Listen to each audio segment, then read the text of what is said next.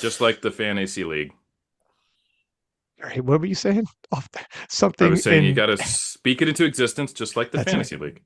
That's Oh, right. All right. All right. Here we're going to do it a little different this year. We had previously done battles. We are highlighting battles. This is going to be the men's division podcast, and the women's is also going to be available.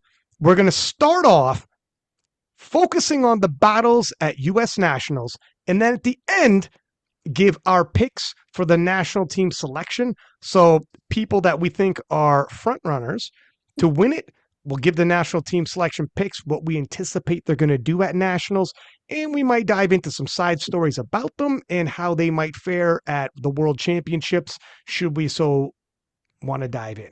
But that'll be at the end. First and foremost, we're focusing on battles. All right. But we got some movement, and we'd be remiss if we don't hit it off the top. Matt Gary, what is going on with Bob Matthews? Well, I've got word from his coach, Marcellus Williams, that Bob Matthews is officially out of Powerlifting American Nationals. Unfortunately, he is not going to compete. And the backstory on this, just to share a little bit that Marcellus shared with me, and he said that I could share with the powerlifting community, is, last time we saw Bob on the platform, he was at SBD Austin and absolutely crushed it, knocked it out of the park, 10:10.5. We saw his lifts, just an exquisite performance. Coming off of SBD Austin, he had a pretty good rebound, a little bit of a sore hip, but otherwise okay. Marcellus said their first block back was kind of chill, nice and easy, a little nice reset. And the second block, he really started significantly dealing with just a lot of life stressors. And they had a week 2 SPD session. It was solid.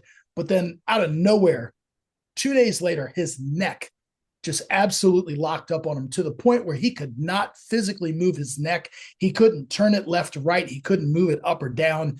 And this is a guy who's got just a tremendously high pain tolerance, but I mean, he couldn't do anything. So it was about Hmm. 2 weeks before Bob could move his neck through any kind of normal range of motion. And then it was about a week after that until they could actually begin to load again. So he went through a period of about 3 to 4 weeks, Ryan, like almost a month, where he had zero training. Like Marcelo said, he was doing nothing. And still his hip at the same time was kind of bugging him a little bit. So by the time he was able to actually resume, that you were talking about 7 weeks out from nationals. They just did like a mini 3 week block. The pacing was okay, but with the loads that he could do, he just couldn't fully recover, because this state of detraining had already kind of set in. So he wasn't able to recover from the stimulus that they were placing his body under. He's still dealing with this discomfort in his hip, the compression in his back. The squat was so, the bench was okay, but the deadlift, he really couldn't do much. They got a little bit of rehab protocol from John Song and just tried to, patchwork things back together. But quite frankly, the discomfort just got too big on the squat and deadlift. So they just decided not to force the loads that would be necessary to put up the requisite total at nationals. And they didn't want to risk it, pushing him to the brink for just one meet. And then plus potentially, should he win, having a really quick turnaround for worlds. So they just collaboratively and unfortunately decide to pull the plug. And so Marcellus believes that he probably needs a good 6 to 8 weeks of lighter loading and just chilling out to fully heal, and they really did try to push through, but they just decide to pull the plug. So fortunately, Bob is in a really good place mentally. He's as we've seen from Bob before, he is a very patient man. I think patience is one of his strongest attributes. And so he's in a position where he's just okay to kind of pull the plug on this one and to take the time to heal and rebuild. So we will not be seeing some of the showdowns that Ryan, that I know that you were so highly anticipating, but that's life, man. And it's just a crazy world we live in. Okay, let me throw this out here right now because you already know where I'm going. How long are we waiting for Rondell versus Bob? This is going to become one of those matchups as a sports fan in in in teams with leagues. It just happens by two teams clash. It is what it is. Brackets. There's no avoiding. But in other sports like MMA, boxing, sometimes you have this, and we've seen this. We have two all stars, and they keep circling each other, and my God, through whatever happenstance, they never clash, and it never comes. And last year, Bob was going to US Nats, did not know Rondell was going to be a surprise guest, and we would have had the clash. And damn, if Bob didn't pull out, not knowing, and then Rondell drops it like it's hot. Hey, I'm going to be a guest. Here we go. And then Bob is like, please tell me you're joking. I pulled out. The deadline is already passed. I can't go back in. And we missed it. We missed that Nats. Of course, Rondell couldn't go to Worlds. Now Rondell's back. He's made a national team. He's going to go to IPF Worlds, and Bob is out. Now, Bob can't make it to U.S. Nationals. That means Bob is not going to Worlds. That means these guys are not going to clash at IPF Worlds.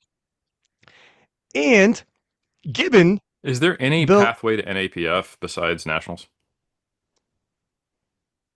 Right. Well, let me tell you right now, I highly doubt. I've thought about this too. I doubt, not for sure, but I doubt Rondell, with how close Worlds and NAPFs will be, because it's June to August. I think it's really unlikely it turns around in time for Bob. I like how you're thinking. I thought the same thing. I think it's a moot point, but and then if Bob or if Rondell makes the Sheffield, which he's going to be highly likely, he's the heavy favorite. And I'm just saying, without Nonzo and without Bob, Rondell's done 1045. He's looking more and more like a favorite here. He was for the favorite regardless. Now he's got to be a really strong favorite. If he does Sheffield, him and Bob are not clashing in 2026. It's February. I could already, if I'm look at here it is. I'm going to throw $1 million right now. I'm going to swing around the table. Matt, does Rondell and Bob clash in 2026? There's $1 million on the table. No. You and your lovely wife tour Europe, rest of your life. No. Eric, $1 million. You don't got to live in New Zealand anymore. You could come back to the homeland, the land of the free, with $1 million. Nah. You couldn't pay me $1 million to move back, but right, take it easy. Sorry. I'm not even American. Sorry, U.S. Yeah, I offended Ryan, and he's just north of America. No. I mean, I have a question rather than a statement. Like, is there no possibility of? Listen, I'm a hopeless romantic. These star-crossed lovers, it's painful to watch. I want to see them.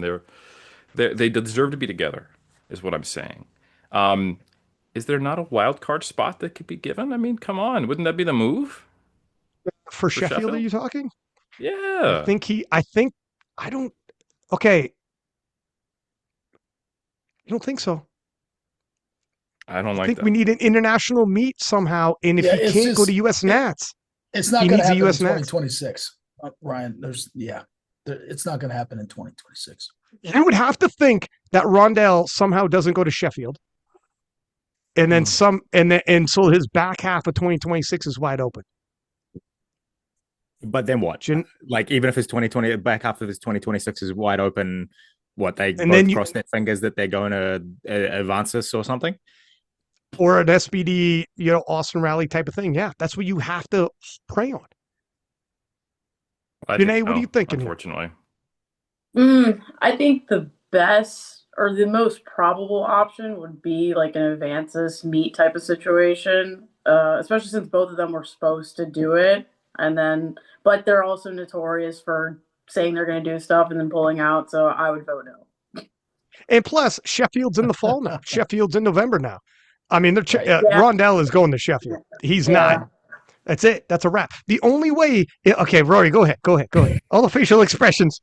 Why don't they just give Bob a wild card spot to Sheffield? That's all I'm saying. Why don't we just do a 2-man meet? Just the two of them. Fly them both into a gym and just let them max out in the same gym at the same time with a couple of cameras.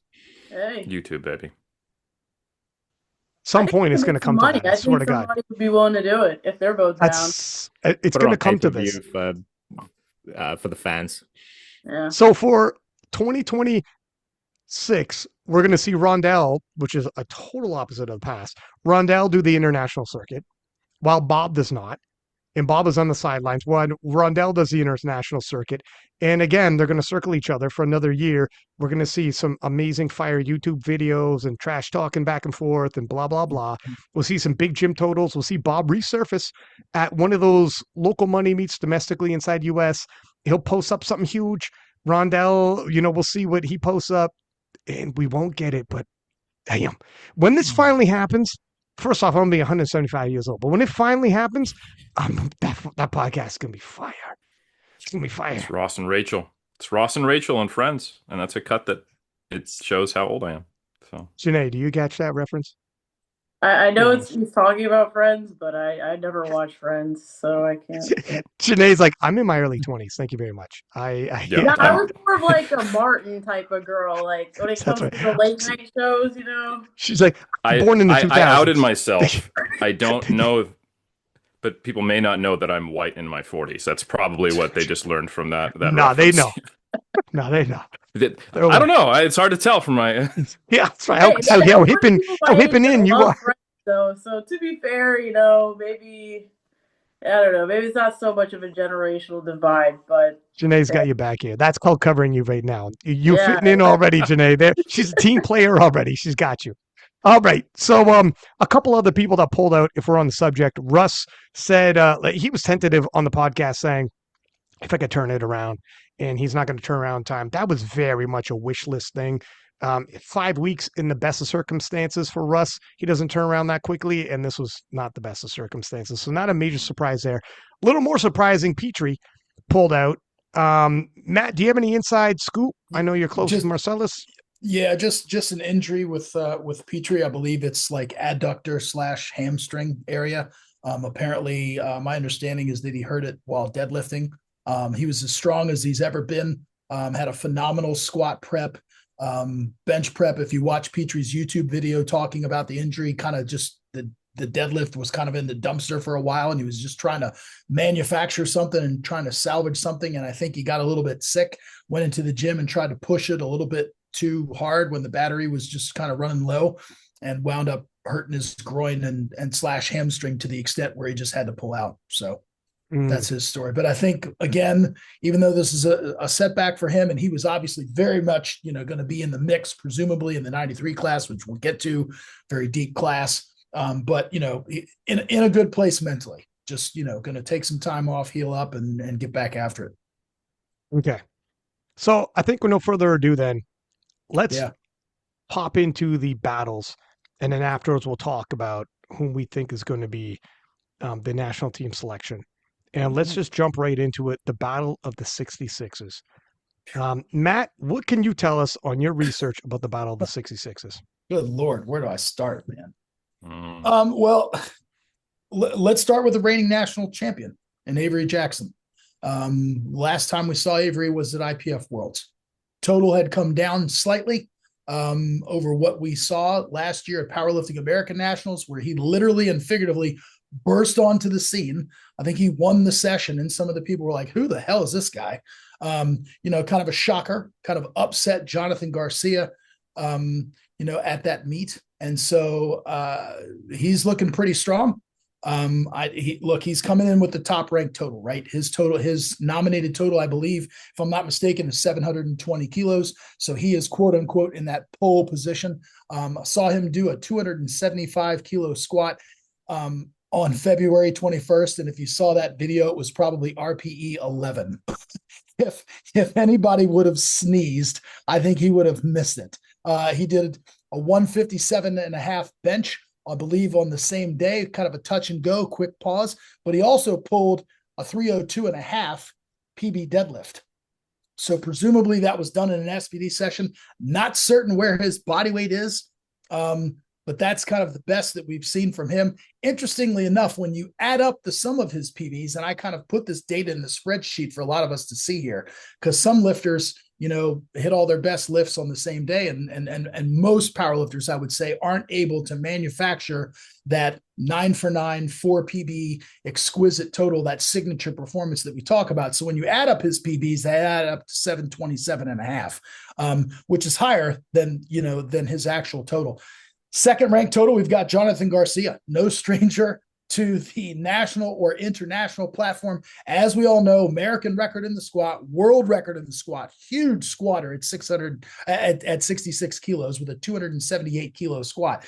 He just recently squatted, Ryan, 285 kilos in training. And I don't know is that wrong, Rory? Are you shaking your head?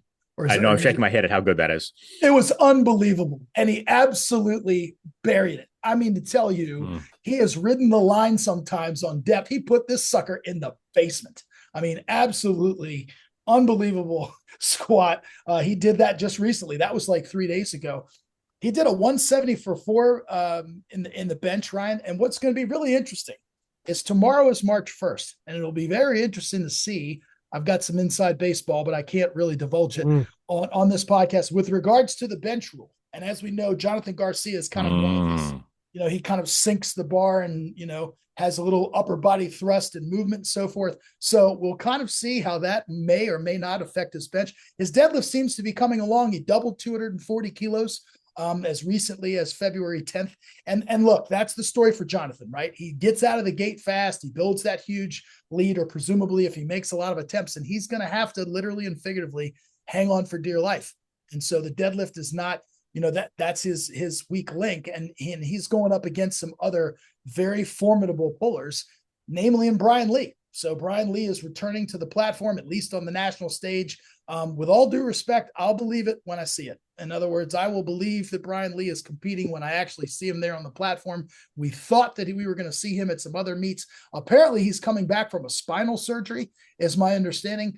He actually did a 715 kilo total at his meet, at his comeback meet, which was in December. And I think the story of Brian Lee, at least if you just pull up his open powerlifting, has been an issue of kind of attempt selection, where he's kind of shot himself in the foot with some of the attempt selections that he's made, which has precluded him from hitting a bigger total, which I think we all believe he's capable of. So his best total is 715, Ryan, but when you add up the sum of his PBs, you're talking about a 733.5 kilo PB or total. So if Brian Lee comes in with some better strategies, some better attempt selection, the sum of his PBs is greater than the sum of anybody else's PBs. So, and look, this guy's got the American record in the deadlift at 318.5. That's like, Shell Backlund territory when we're talking about deadlift, ability. So presumably he'll be pulling last. We've got Austin Nikolai, also Ryan, who's got a 703 kilo total. When he recently made a coaching change, he started working with Marcellus Williams. When he performed at Junior Worlds, he had only had 5 blocks with Marcellus. So now they've got more momentum. They're very, very confident. And Marcellus told me unequivocally, their goal is to win. And they're coming in firing on all cylinders. We've seen some really strong training from Austin recently. I think he put up an SBD day just recently to the tune of maybe it was 717-ish, I think it was, kilos or something along those lines. So he's coming in firing on all cylinders. And then last but not least, kind of in that class also, Ryan, is Morgan Aquino Garcia. We've seen him before. He's got a 695 kilo total. And I most recently saw a squat from him on February 15th of 240 kilos.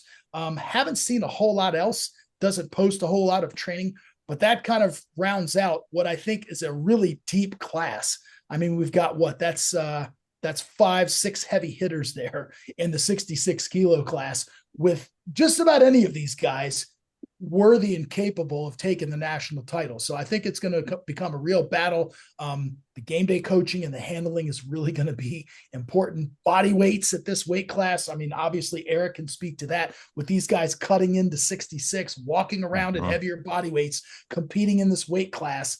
Body weight, lot number, all of these things are going to factor in, Ryan, to see who our national champion is going to be. Okay.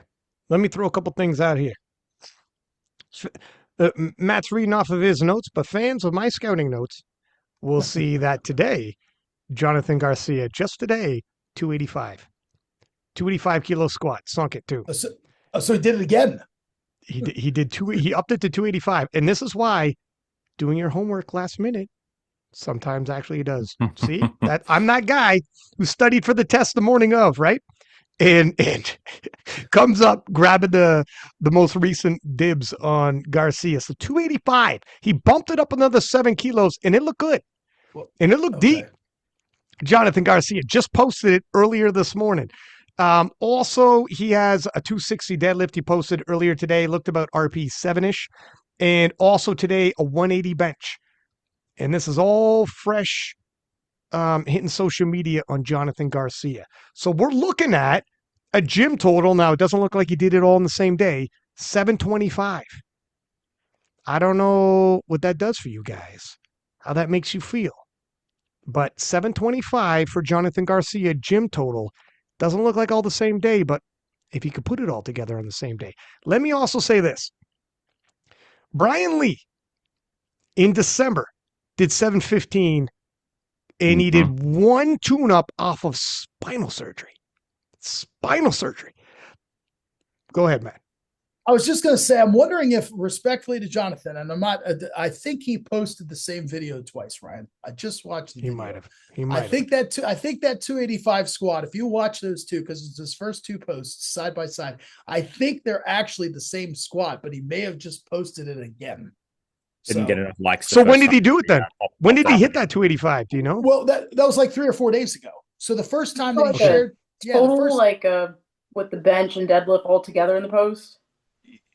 Yeah. 287 twice on its own. So yeah, I mean, this is a 285 kilo squat. Anyway, Ryan, I didn't mean to interrupt. It just looks to me like it's the same. It's the same video. I'm pretty sure it's the same. Might be. Nevertheless, he hit 285 in prep for this. He did. So unbelievable. And it looked good. I don't know where his body weight's at. Doesn't mention his body weight. Yeah. So, and that will bump up what you think his gym total is. Again, you got to take this with a caveat. He's not peaking all these lifts on the same day.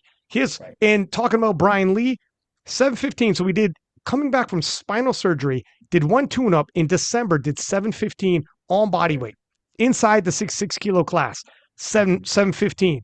And I think he went 9 for 9 on that. You're right, Matt. Previously, attempt selection really hurt him, but this is around 2023. I remember at World Championship that hurt him hard. That hurt him huge. It's 2026. Might he have learned from this? Might he have grown from this? Who's handling him? I don't know. Hopefully, somebody that's reputable, that's been around the block, been in battles. I think the sting of 2023 Worlds when he was that strong and didn't come out with his best performance, I think he's going to walk away being like, not again. And if he, coming back from spinal surgery, if ever you're going to feel like time is ticking, I got to make something move. I thought this was closed on me. I thought my goal, my dreams, my hopes were, the door was shut. And you come back from when you're probably laid in the bed off of spinal surgery, thinking about that, and then you get a second chance. I'm telling you, that's a dangerous man. That's a dangerous, dangerous man. Here's the problem. Avery Jackson's a monster. Jonathan Garcia is a monster, veteran, former world record holder, multiple-time world medalist. And then you got a Brian Lee, who's a monster. You got a young Austin. Morgan Garcia himself, who's pulled off upsets. This can go either which way, this battle. But I'm going to swing around the table. I'm going to ask you guys your picks. If you before we do that, I want to mention something real quick. So with the, there's a big debate over how they structured the prime time, and they said that the 66 got cheated, which I kind of do agree with to a degree, right? But I think two people worth noting are Avilio Gonzalez and Evan Hawk. And the reason why is because if you look at their training totals, right? Avilio's putting up like 725 in the gym. Evan's putting up around 715. Now, Evan is infamous for his sink bench, which I think he sink bench 210, which is crazy for a 66, right? Nuts. And, we could debate on whether it was standard or not, like minus the sink. But either way, like to standard, he's probably good for 200 plus with the sink. So obviously, like, Evan's trained by my coach, so I have a little bit of intel of what's going on and stuff like that. His bench is still strong. I mean, they've fixed it to where it's not as heavy, but unfortunately, they are in the open session, not the prime time. So Evan said it's his goal to podium from the open, which would be crazy, right? Especially in such a stacked battle. But yeah, I think, don't sleep on those guys, right? Thank you. It's sneaky. I mean, in my weight class at Worlds, we had somebody podium from not even the, like a group or group A session or the earlier session of the day. So Yeah, sometimes you just gotta look out for that.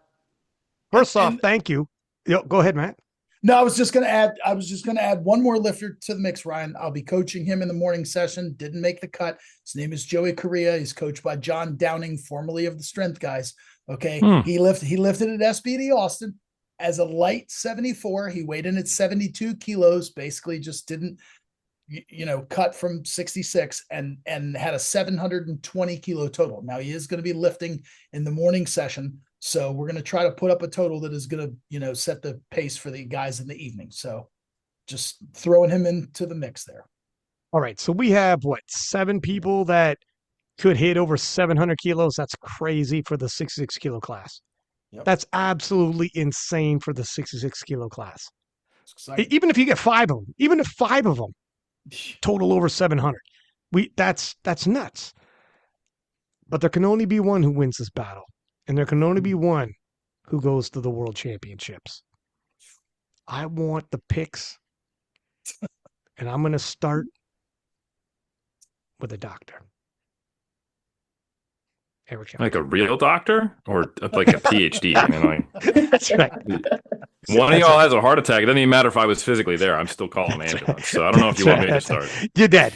You're dead, man. That's right. What is your RPE? More than 10? Well, I don't know what to do with that. Okay, right. All right. Here's the way I have it going down. I think we're looking at a lot of sitting duck totals because we have 3 potential 700 lifters in the A session, and we kind of have some subtotal monsters that are in the prime time that are effectively just going to be sitting there watching other people deadlift. And then we have Avery Jackson, an incredibly consistent, well-rounded lifter, who just needs to execute, and he's probably the favorite. And then we have Brian Lee, who I was actually very convinced by that. Oh, shoot, 7:15 in December with the deadlift advantage. I think he's going to be pulling for the win. I don't think he will do it. I think he'll fall short. I think we're going to see Avery Jackson in the top spot, and Jonathan Garcia will get pushed down. So my prediction is Avery Jackson, and then the podium being rounded out by Brian Lee. And it also, like, are you going to deadlift for the win? Or are you going to deadlift for second? It's going to be really interesting to see what people are weighing in. So, but my winner is Avery. So I think he's probably got the least amount of chinks in his armor. And he's going to pull heavy enough to be able to make some good decisions and have enough of a subtotal advantage to stay close. I don't think he has to play as risky as anybody else. I think he could probably hold back 2.5 kilos on his subtotal and then push his deadlift and see what happens, let other people miss. And he's probably in a good spot if he goes 8 for 9. But I think everybody else has got to make a third deadlift or not miss anything in the case of Jonathan Garcia to really have a shot, right? Fair point that Brian Lee's loading up for the win. If he's 715, and he is, that's not a gym total. He's legit on body weight 715. He's close enough to win this for sure. He's close enough to load up the win for sure. But he misses. He's probably not second. He's probably fallen pretty far back in a division that's this close. You miss your final. I think we're going to have top 5 at least over 700. Which is nuts considering we saw what a 700-ish total went on bodyweight at Worlds not too long ago. That's right. So the class is advancing, and Shell might even actually start to see someone in his rearview mirror pretty soon. So, yeah. We will see. Janee, what is your pick here? Yeah, I'm going to have to go with the same. I mean, I think it's going to be really close, right? But when we come down to all the variables, right, I think Avery's just going to be more consistent, and that's going to be my pick. And the thing with Avery Jackson, while he had a huge coming out party at last US Nats, and not everyone knew who he was popping over into the PA really soon, and he didn't know who everyone else was either. I remember meeting all these big high-profile people, and he had no idea who these lifters were or whatever. He went to Worlds, did not have the day he wanted. If he could do another swing around, he's more of a veteran now. I know he would be able to put up a bigger total, and I don't know if he's going to close the gap on Shell, but maybe apply a little bit of pressure. Rory, what do you think? I think I have to go with Avery Jackson to win as well. He has the for the guys who are out of the prime time. That just is unfortunate. But being out of the prime time is just such a huge disadvantage that like you don't just need to be in the mix at that point and make some like nice attempt selection and like maybe beat some people along the way. Like you need to be head and shoulders above the people who are actually in the prime time to beat them at that point. So like they don't need a 725 from the B flight to win. They probably need like a 735 from the B flight to win. And so they're kind of just out, which is unfortunate. And so out of the guys who are in the prime time, Avery Jackson is one of the more consistent lifters. He is pretty regularly going 8 or 9 for 9. He is a big deadlifter, so he's one of the guys who's going to be coming out last, which gives him a little bit of a tactical advantage. Like obviously guys like Jonathan Garcia, super strong lifter. If he goes 1 for 3 on deadlifts again, which he's done a couple of times, like he's not coming second, he's coming like sixth. And like that's just like not good enough. Brian Lee, like, yeah, the 715 is very good. I think he's probably like I probably got him pegged for second. But you know, he needs to show up, he needs to make attempts. And I just don't know where he is at right now. And he's been a bit volatile, right? Like that last meet was pretty good, but the one before that was like a little bit less so. And so I don't think he has the consistency here. The toughest part, like even if you're in a day session, even body weight, they know. Even body weight, they could just purposely beat you on and be like, all right, they've got it comes down on you at that point, everything. Right? Like, yeah, everything from lot number another obviously 50 is grams and just like and cut 50 grams more and they beat you on body weight and sucks. Sorry, you're a sitting duck. You're literally like, all right, say less. I know there's so many advantages over it. Matt, let's get your pick, kind sir. Gosh, I hate to sound like a broken record, and I would never intentionally pick against my guy because I really feel like I'm handling a very formidable unknown opponent here in Joey Correa in the early session, who's not viewing this as a disadvantage, but rather as an opportunity to put all of his effort that he's done from this prep into a big total. But to what the rest of the panel have said and so eloquently stated, we're at such an extreme disadvantage in terms of body weight and having this sitting duck total. But yeah, I'll pick, obviously I'm going to dance with my dance partner here in Joey Correa. But I mean, from the evening session, if I'm picking from the evening session, I'm picking Avery for a lot of the same reasons that everybody else said. Also, he's got the least amount of variability in his lifting and his technique. When you watch his lifts, he's not as prone to air. He reminds me of a Dominique Fuqua, who also, there's not much variability in his technique. I mean, he's a conventional puller. He's rock solid. With some of these other guys who are doing sumo, they're more prone to air. They're more prone to losing grip, losing balance, etc. Brian Lee just doesn't exhibit the consistency that I would like to see from him. Certainly has the strength. That 715 total, Ryan, by the way, was on 7 for 9 on a 7 for 9 performance. Oh, wow. With him missing. So that, bodes well for him that if, again, as I said, there's some of his PDs that up to 733.5. The question is, can he put all that together on the same day and hit all of those on the same day? And to Eric's point, I do think he'll load up for the win. I mean, obviously, why wouldn't you? Right. But then to Rory's point, I mean, if he misses that final deadlift, he could be slipping places. So anyway, from the lot that we've talked about here, I'm going with Avery Jackson. A hopeless romantic pick has got to be Brian Lee, given his backstory. So no pun with that. Bars. I know Janee loves those. Yeah, too soon. Very well. Well, let's see what he does. Yeah, right. How do I block someone on a podcast? Can I just block Ryan? Yeah, all right. Let's move it on. Obviously, the 74s we'll talk about later, but 83s is a battle, and I had my boy Taylor on, and he was firing some shots. They got clipped up by Powerlifting America. He plainly said Joe B shit the bed. And by the time, I just full cards, I had Joe B on the podcast last night. As soon as that podcast dropped and Powerlifting America clipped that up in advance, I sent him the podcast in advance. So Powerlifting America had that clip loaded in the back pocket as soon as the podcast drops. It was coordinated. And as soon Joe B, I reach out, I'm like, my man. He's like, man, I'm leaving Saturday. I'm leaving Sunday. Saturday's not good. I'm like, then he heard the podcast, he's seen the clip, and we were like, you want to do a pod now? You're going to make a little room now? 100%. 100% came on. It changes flight, did he? Changed his flight. He's like, I "I'm will respond. That's right. Yeah, I will respond. Thank you very much. So that podcast will drop, and expect Powerlifting America to clip something else up.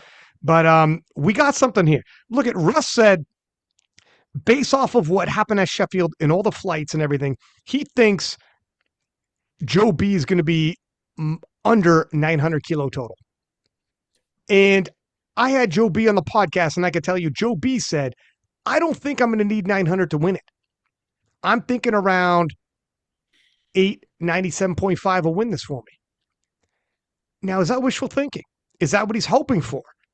Because Jaden, hard to read, talking in his captions about adversity, but what the hell does that mean? That could be motivation. I don't know. He's talking about it's not my best meet, it's not the strongest I've been, but he's also extremely confident. Weirdly, at the same time, he's giving me mixed signals here. Jaden previously on King of Live said, I'm telling you right now, if Joe B by nationals is 910, 915, God bless, he's got it. But if Joe B is 900, I'm jogging beside him, and it's a battle. And everyone that I've talked to is thinking Joe B is going to be 900 or slightly less. You know what that means. And then there's Taylor Atwood. Mm-hmm. Taylor fucking Atwood. If ever you don't want to get caught slipping, it's when Taylor Atwood's in the room. And do you guys know who's handling Taylor Atwood? Matt Gary. That's trouble. And I threw this out there to Joe B saying, if ever you're compromised and it's going to come down, if it's that close, Matt Gary does not need the strongest guy in the room. He just needs a guy strong enough that it's close. And he has pulled it off before. You got to be on point with your attempt selection. So here we are. The table is set. A compromised Joe B, who openly said, I'm probably around 95% right now. And is openly saying, I don't think I need 900. Does he not want it to be 900? I don't know. And then you got Taylor Atwood and Jaden Lowe, who are both, they could probably hit 900. And what do we got grasping? Is it going to be a possible upset? Oh, tough to call. Tough to call. I'm going to throw this to Mr. Lynch. Talk to me. And we'd be remiss if we didn't say Angelo coming in nominated fourth. And when the big boys start swinging and the big three start swinging, you miss. Yeah, he could hop onto that podium. Yeah, also so pretty big deadlift coming out of Charles Hammonds. Just want to make sure that gets mentioned. Yeah, we'll go through it. Yeah, what are you thinking there, Rory?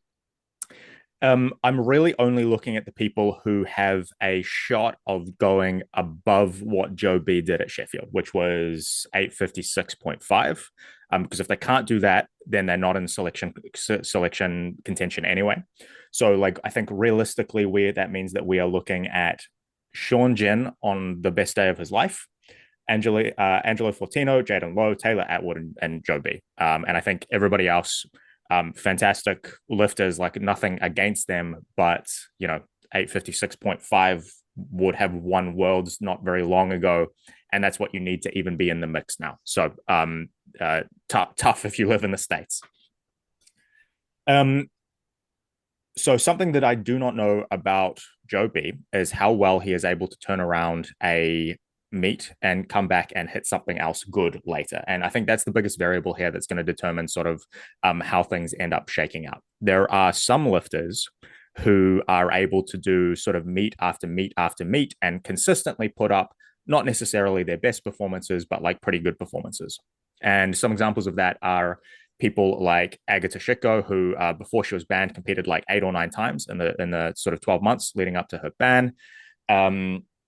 Tiffany Chapon competes sort of like eight-ish times a year. And, they're not all her best ever performance, but she's going over 420 the vast majority of those times. And, sometimes she just goes 9 for 9, hits a 420, walks away with a little cash prize or something and just like goes about her day. the bigger that somebody is, the more muscular that somebody is, and the stronger that they are, like in terms of absolute strength, the more difficult it tends to be for them to turn that around. And so, someone like Tiffany Chupon, she's a 47 kilo lifter, like she's a very small woman. Someone like Jesus Oliveras, he weighs like much closer to 200 kilograms than he does to 100 kilograms. He's a very large human. He would struggle to turn it around much more. So the question is, where is Joe B on that scale? And I think he is on closer to the hard to turn around side of the spectrum, right? He's sort of a 900 kilo totaler. Even though he did not put up 900 at Sheffield, like he had a solid go at those deadlifts, and that takes a toll. And so from that, he then has to fly back to the States, get 4.5 weeks of decent training in, and then show up and compete again. And I believe that he is typically like pretty close on body weight, so I don't think the cut is like likely to play a big role here. But that's a lot of variables sort of stacking up against the idea that he is going to be able to come in and hit sort of between 900 and 910, which is what I think we were talking about for Sheffield. So I think that if he is at sort of 95%, that means he's sort of in the 970 or 980 range. And that I do not think is enough to win. Particularly at Sheffield, he showed some like pretty poor attempt selection. And Taylor is very, very experienced, hot on his heels in terms of absolute strength. With Mr. Matt Gary handling the cards, I think is much less likely to make poor decisions with those attempts. And so I think, Taylor is likely to go 8 or 9 for 9 and total sort of, Matt probably knows exactly what the total range is, but I'm picking it's in the high 800s. I don't think it's quite 900, but I think it's in the high 800s. And I think it is going to be more than Joe can put up right now. Jaden Lowe, I'm not super sure about. Like he's got a huge deadlift, and it makes it a little bit swingy, right? Like if you're taking big jumps on a deadlift, that can be plus or minus 20 kilos on your total. And so exactly where that top end deadlift is going to make a big difference to what his total is. But I do not think that it is going to be enough in this case for me to bet against Taylor Atwood. Okay. Let me ask this, then I'm going to throw it to Janee, but let's swing around the table with this. Is the winning total less than 900 kilos? Eric? Yes. Oh, sorry. Rory, go ahead. Yeah, Eric? No, I already said it. It's less than 900.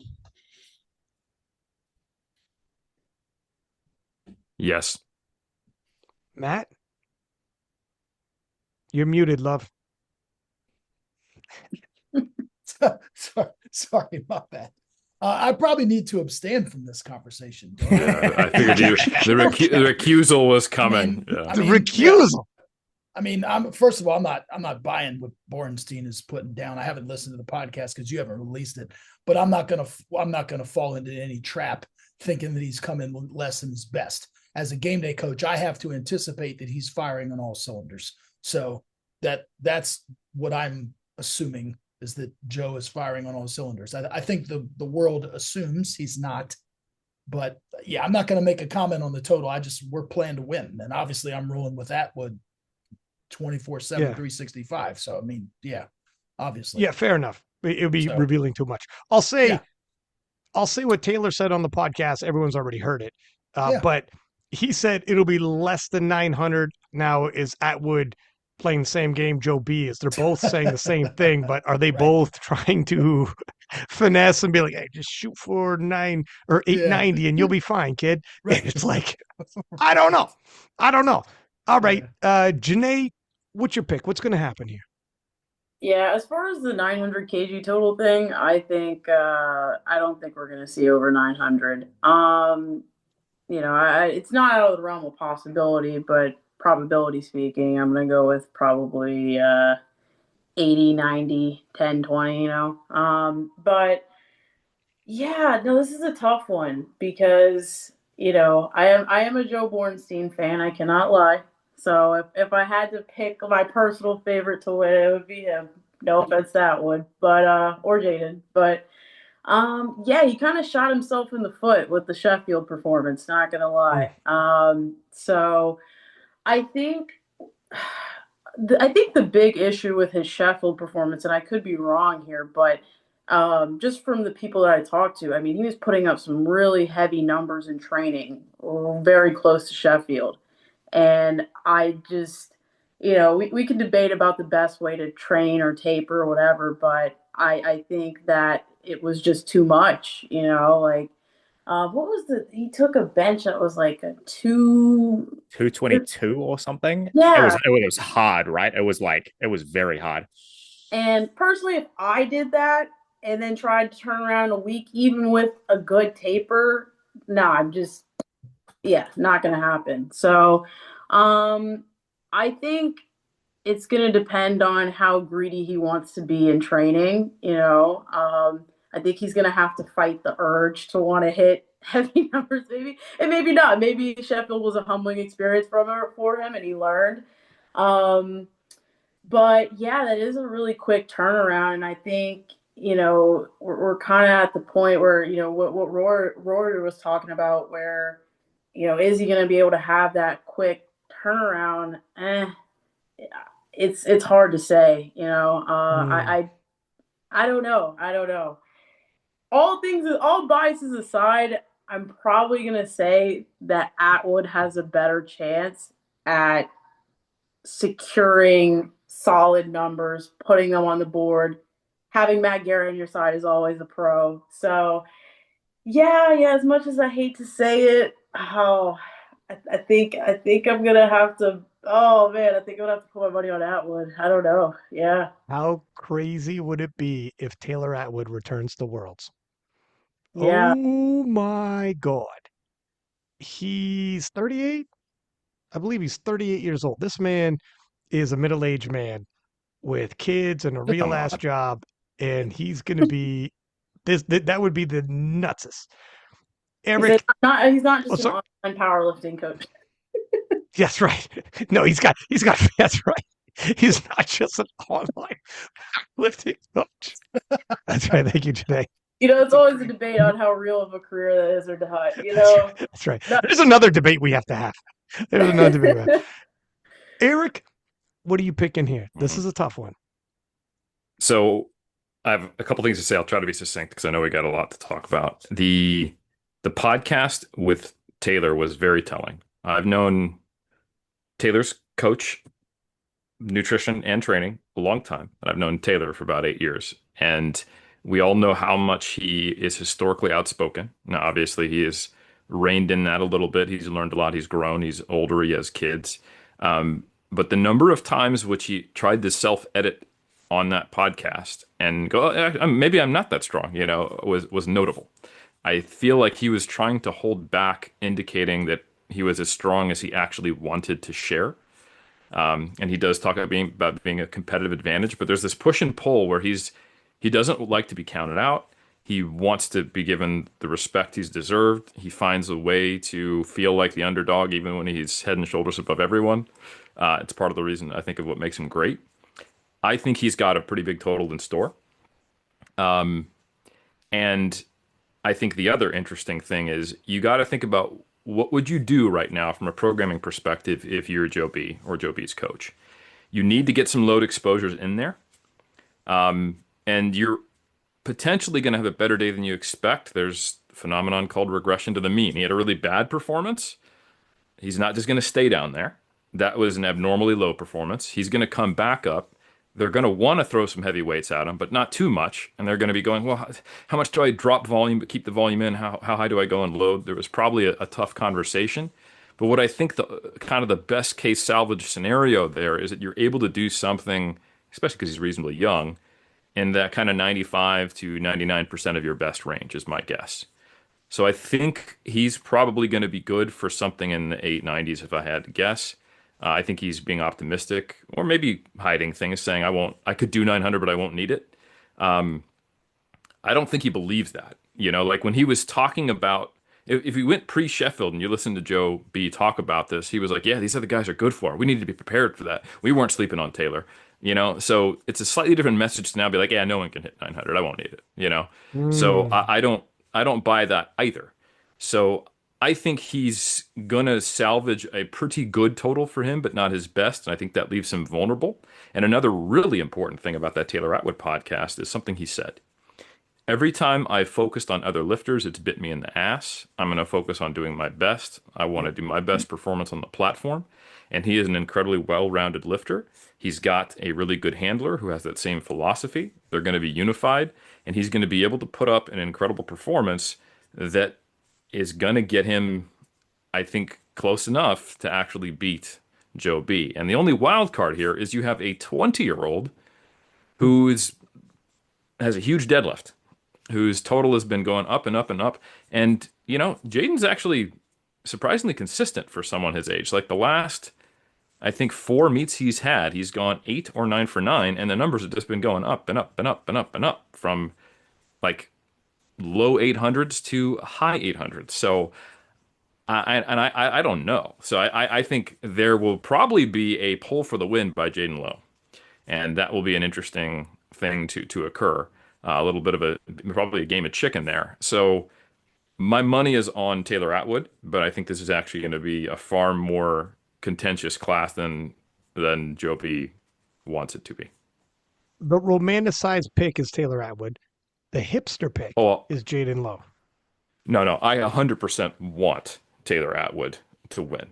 Go back to Worlds and then become a two weight class world champ coming back from where he was. Oh, this would make my heart sing. This is here's the thing. This is amazing. And here's the thing for like Joe B, who's listening, because I bring this up on the podcast too. Exactly what we're saying. People saying they want Taylor back. They want Taylor to do this.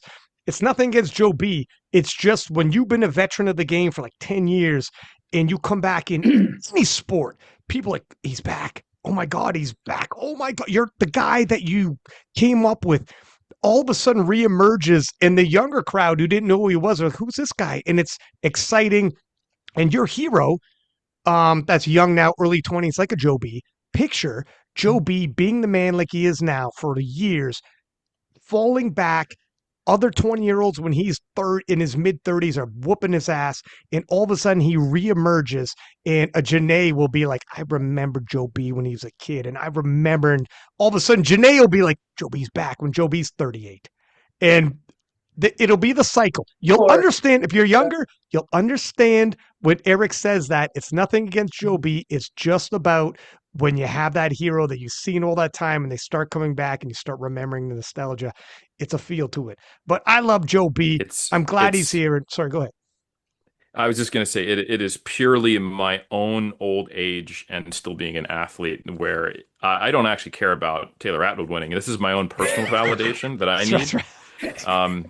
If he's relevant, I can still pretend that I have a future. So, Joby, don't take this personally. This has everything to do with midlife crisis and insecurity, and nothing to do with how I feel about you. You're an amazing athlete. I love you, brother. Taylor wins. You're popping champagne. You're like, honey, we're going out for steaks tonight. You get out your finest dress. Lovely. Yeah. All right. We're still going to bed by 9.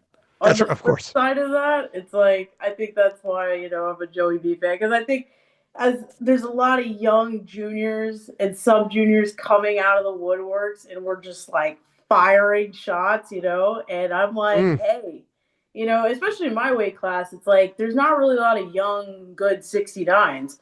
And so I have a bit of a bias, I'm like, I want to be one of the forefronts of carrying in the new age of powerlifting. So I'm riding for my young guys. I gotta say it. And I'll tell you what, it is still if it was only people who've been around forever, it would be dull because there isn't changeover, and you need changeover. People need new. If you Eric fears change, but if you had the same person win for 10 years straight, dull. Oh my God, the sport will die. You need changeover. You see this person, oh my God, it's new and exciting. It's the fact that the person who's supposed to be gone and dead and buried comes back. And it's like, holy shit, that's really unique. They can't all come back. Otherwise, it sucks. To your point, if everyone came back, okay, it's too much. But if one person comes, that's what makes it the oddity and the rarity is what? How? Why are you here? How are you still here? It's very, very difficult. But anyways, I digress. Yes, kind sir.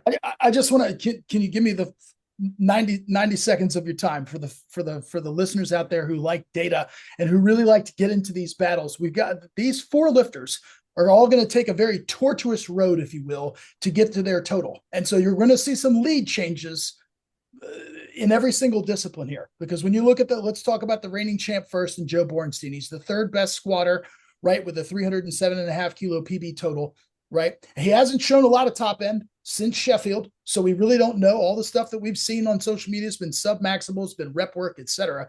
But he's going to, have a reasonable squat, but he's also got that chip, presumably, to take in the bench press, because he's got the American record at a 219 kilo bench press. And then, of course, he's got a big deadlift pulling at the end there. He's only a half kilo behind Jaden Lowe. So that's kind of how he builds his total. Atwood, on the other hand, who, of course, I'm coaching, and that's the guy that I'm rolling with. That's the guy who I believe is going to win, and I'm going to do everything that we can do to possibly engineer victory on the day. He's got the second biggest squat, but behind Fortino, right?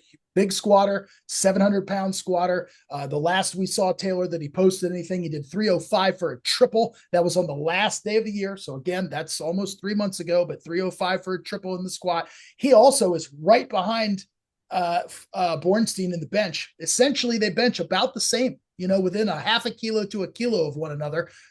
The issue with Taylor is, if there is an issue, is the fact that he'll be pulling first. So he's going to pull first. So we have to put a number on the bar that we know we can make to force our competition out of their comfort zone to a point where we push them over the edge, right? And then you've got Jaden Lowe, who's the exact antithesis of these guys, who's going to be way behind at subtotal, right? He's got a 297 kilo squat, a 197.5 bench. Those came at SBD Austin, and there was more meat on the bone, Ryan.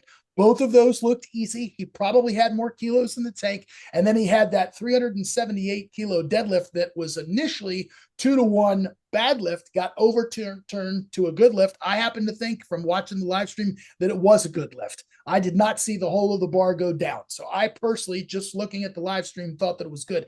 Obviously, he's going to pull last, right? He's going to load up. He's going to say, screw it, I'm putting whatever I need on the bar, probably like our young lady over here, Janee, is probably thinking in her session, right? He's pulling last. He and Bornstein are going to try to pull last. And then you've got Fortino here, who's the best squatter of the group, the worst bencher, but also a big deadlift, who's just saying, aha, fellas, go ahead and start missing.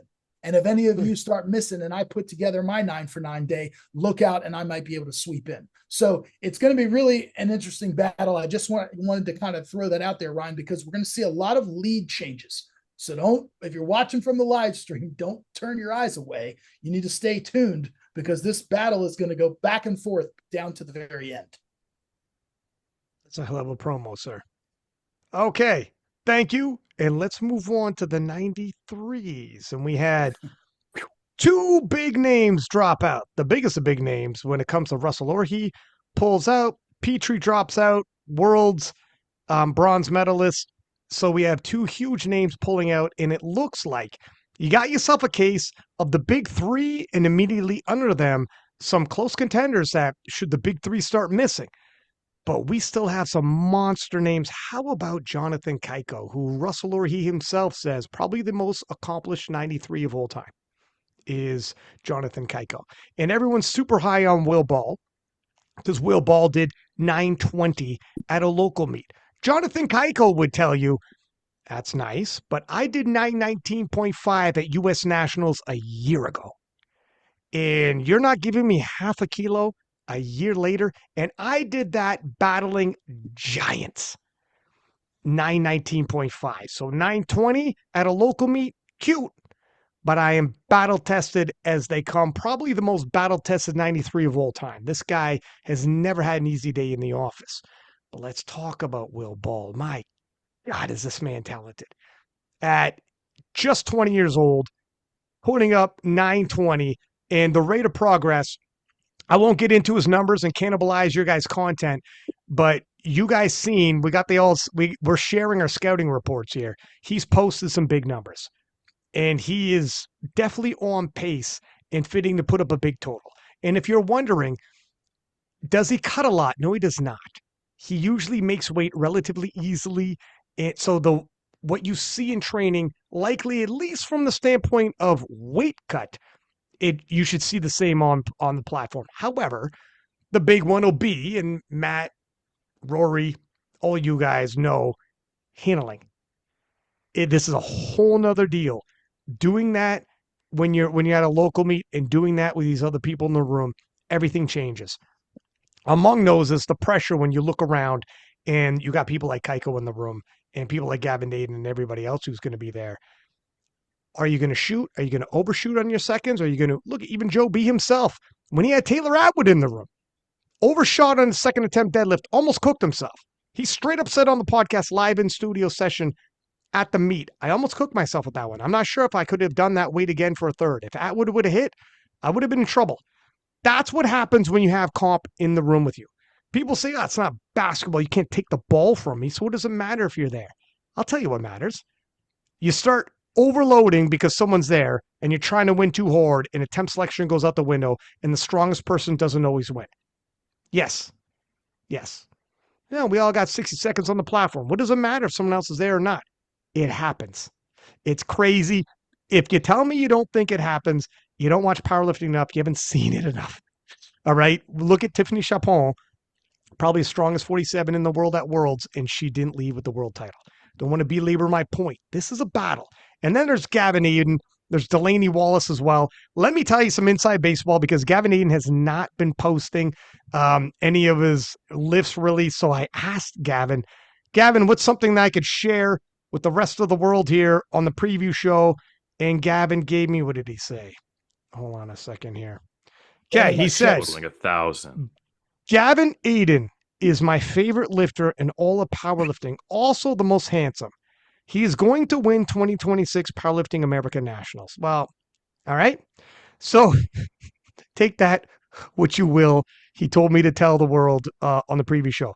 Then I asked Delaney Wallace. Delaney, how's training? How are things going? What can I tell everybody? And Delaney said, I miss you, buddy. I look forward to seeing you in Dubai. Classic. All right. Well, that's great. And if that's not confidence. There's an excellent deal going down in New York that you should check out. That's right. That's right. If you're an entrepreneur in New York, does he got a good collab for you? My man is neither one of these guys is posting their training. I reach out to them. Both of them are uber confident. And yeah, Delaney's saying, I'll see you in Dubai, buddy. So, all right. Glean from that with what you will. Now we could swing around the room here and start talking about the 93s. And we got some good 93s beyond just the big three. Obviously, Dom's in the house. We got Meech as well. And then, yeah, the aforementioned Delaney Wallace, former world champ. Rory, what are your thoughts on this one?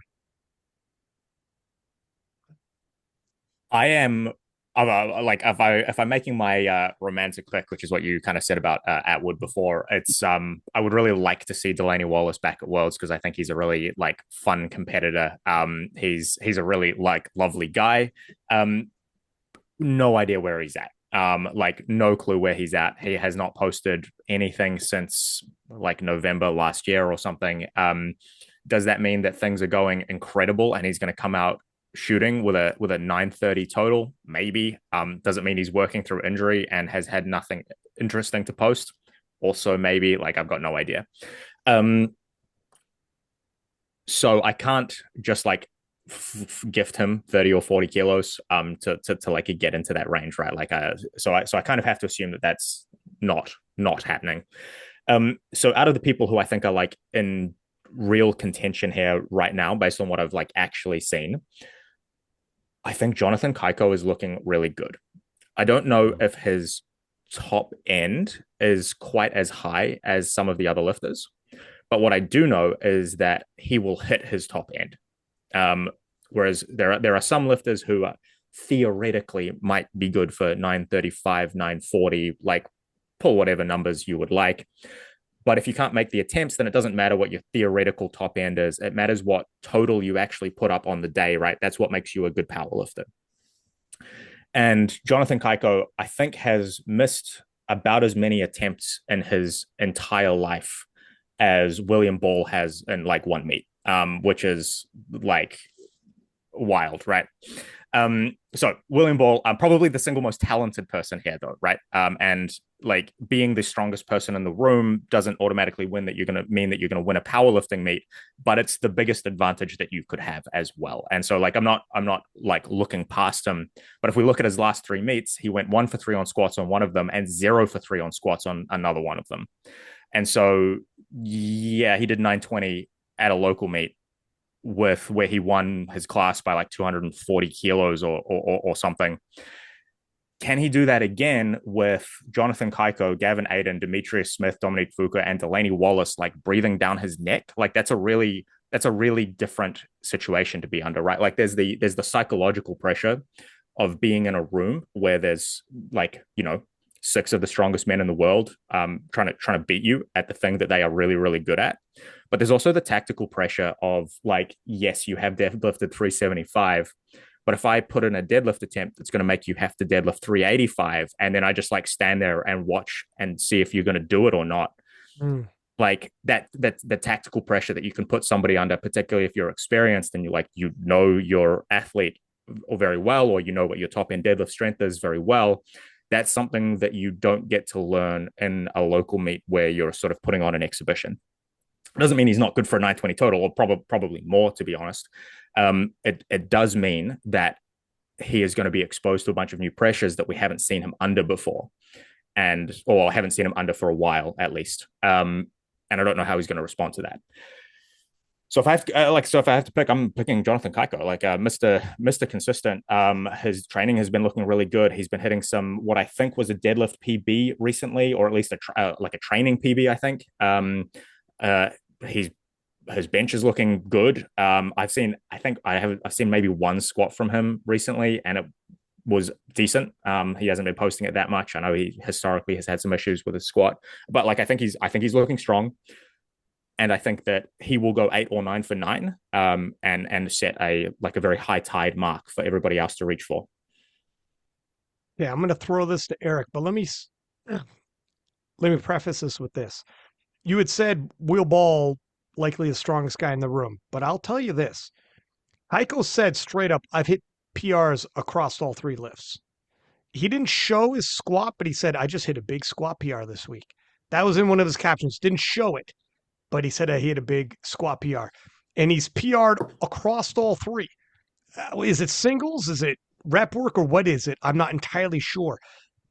And I'm not saying if you say Will Ball's probably going to be strongest in the room on the day, you might be right. But if someone else was to tell me, I think Heiko is stronger and going to have better temp selection, that might also be true.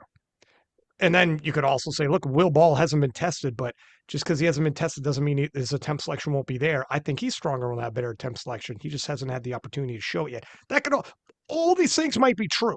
There's no right and wrong here. This is all guessing. Now, having said that, and then there's Gavin Aiden, that handsome devil. Eric, help me sort this. Yeah, I'm gonna actually make it more complex for you, because I think we're leaving out some potential dark horses. This is just crazy how competitive the 93s are. Even with 2 people not showing up, we might see more than 5 people total 900. I'm not even kidding. Like when you look at this stuff. So Jordan McKinley recently hit a 310 squat in his training that moved really well. He's been looking good on all his lifts. I think he might be good for something close to 900, and I think he's probably in a position where he knows he can't necessarily win, but with all the people who are going to be crowding around trying to pull, there's going to be a sea of red, and he might sneak in there and be like, hey, guess what? I just got on the podium, and y'all didn't even bring me up, May not even be on our scouting sheet, just to put that out there. I think that's something to consider. Meech is also looking really, really good. I mean, obviously, we have discussed him. He's probably the biggest deadlifter in the field. And he smoked a 305 squat recently. So the reason I bring that up is like the better these deadlifters can make their subtotal look, the less they have to overreach. I think he's probably still going to have to pull something like, I don't know, close to 400 to really make noise as he will need to based upon where we think maybe a Will Ball or a Jonathan Keiko are. But if he gets close enough, he could put himself in a position where he might do something pretty wild. I don't think he's necessarily going to win, but I think he might end up pulling for the win. And then Dimitri Ayala, also a dark horse. Like if you look at his competition totals, I think they probably underrepresent what he's capable of based upon if you look at his training. He posted a 900 kilo training total recently that looked pretty legit. At the age of 19, I might add. Correct. Unreal. Yes. At age 19. Yes, Will Ball is not the only young gun here who might be throwing out some numbers that we can't anticipate because of the rate of progress. So, he did a 320 squat double. He pulled 800 pounds, I think 372 in the gym. And attempted more. So I again, some of these really young lifters, I don't know who's handling them. I don't know necessarily how good they are at making weight, where they're at. They're also highly variable. But I think there are a couple people here who could pull massive totals and massive deadlifts for potential upsets. So I would not be surprised if Dimitri Ayala also loaded up to pull to try to get the win. With all that said, I was on the record for saying that Will Ball would probably be the one to look for. I think at our wrap up in 2025. And I think on a potential standpoint, I will stand by that. But when we look at Keiko and we talk about where he used to be and the struggles he had, he was sometimes slated as not necessarily the strongest guy in the room, but most consistent, and he would win on that. And I think right now we're seeing an extreme example of that. Plus, he's stronger, right? We have a couple of lifters who are young, unpredictable, especially Will Ball, who's probably the strongest person based upon the data we have. And if he was way ahead of Keiko, like if we knew Keiko was going to have to work hard to get 910, like maybe 2-3 years ago, then yeah, I would probably put my money on Will Ball because he has room for error. But I actually think Keiko is a lot closer to where we think Will Ball probably is. And it's Keiko. So my money is on Keiko, but I think it's going to be a really contentious class. And I don't have a ton of confidence in how it's going to fall out because there's like 8 people who could, if everyone has a great day, we might see 8 totals in the 900. Reed, sneaky move. Talking about the scouting reports, but didn't add that yourself to the shareable scouting report. Kept that one for the podcast. I noticed. Okay, Playboy. Janee being honest, newcomer, sharing all the inside info. Eric's like, I'm going to keep this one in my sleeve, and I'll mention that I'm the only one who... Listen, I can't win in powerlifting, but I can win in this thing that's supposed to be collaborative and communal where we serve the community when I'm actually just trying to be the best. So the narcissist game is strong. You got to watch out. I tell you what. That's right. Matt, this is a tough one. What are you thinking? Unbelievable. I mean, I'm not going to hog all the airtime because I know we want to hear, and the audience wants to hear from Janee as well. Just an unbelievable battle here. I mean, in the top 6, obviously. I mean, look, Delaney Wallace could have totaled 900 at the last time we saw him. Was a deadlift away. This is his second meet at 93.